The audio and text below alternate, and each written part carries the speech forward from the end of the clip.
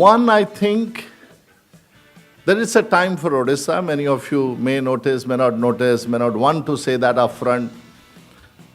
Odisha में हम लोग believe करते हैं नजर लग जाती है, इसलिए we don't say. Out of several Maharatnas, perhaps 5 or so are under the supervision of Honorable Minister Dharmendra Pradhan. The MSME, which is seen to be the future engine of growth, is under supervision of Honorable Minister Sri Sarangi. We have a Principal Secretary to the Prime Minister from Odisha. I can give hundreds of examples and many luminaries sitting here.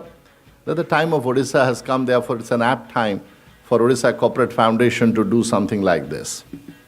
But more importantly, I believe the world of economists is realizing that economic development and growth based on large-scale industry relying on extractive businesses or based on natural resources, we have reached the limits of that.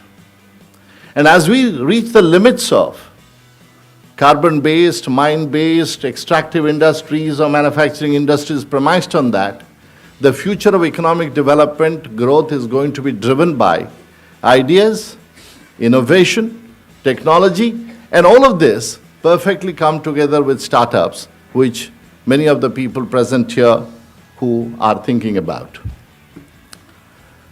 I think about 20 years ago, we rarely heard about startups in India.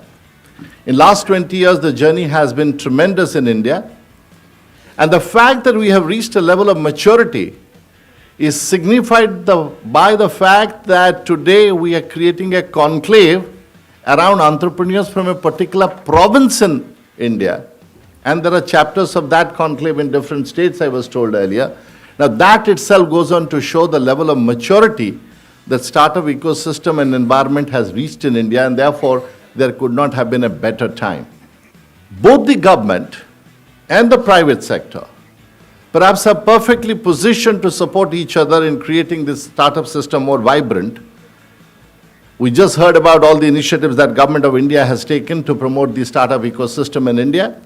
But I do see that both in public sector and private sector in India, there is a great awareness and awakening about that we are also, as large enterprises, are reaching the limits of our knowledge, and we need to rely on a larger ecosystem of people who are exploring newer ideas. For example, in Aditya Birla Group, we have been running something called a Biz Lab, where we have been inviting startups that are connected with the kind of 17 different businesses that we are in.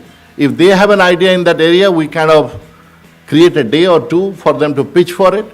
We provide them not money initially, but we provide them access to our markets, our customers, our technology, and our ecosystem to see whether that idea is feasible, workable, and is scalable. And if it is so, then selectively we as an organization invest into it as well.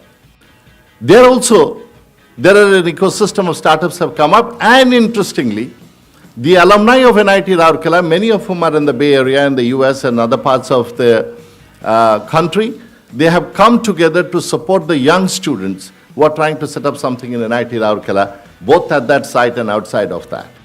And the last thing I would say is, in this journey, often the glory goes to the successful. As they say, success is relative, and more the success, more the relatives. Particularly in India, perhaps it is true. And often we are seduced by this picture of unicorns of 1 billion, etc. Yes, we are proud of unicorns, we should be proud of them. But do remember that being a unicorn is not the only end of life. Giving your best to solving human problems, meeting human needs is the starting point. The more you do, the better you do. The ultimate rewards of whatever be that, unicorn or anything, will be yours. Thank you again for inviting me. I wish you all good luck. Thank you.